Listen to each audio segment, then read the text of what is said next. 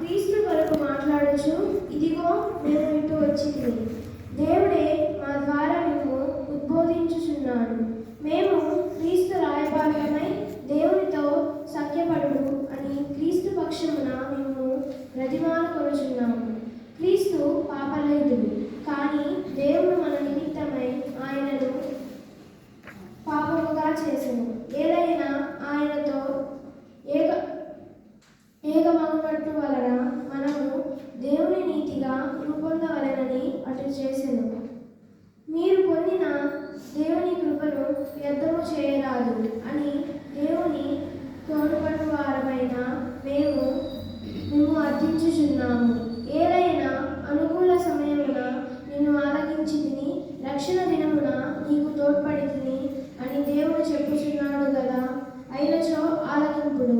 ఇదిగో ఇప్పుడు మిక్కిలి అనుకూల సమయము, ఇదే రక్షణ దినము. ఈ ప్రభువు వాక్కు.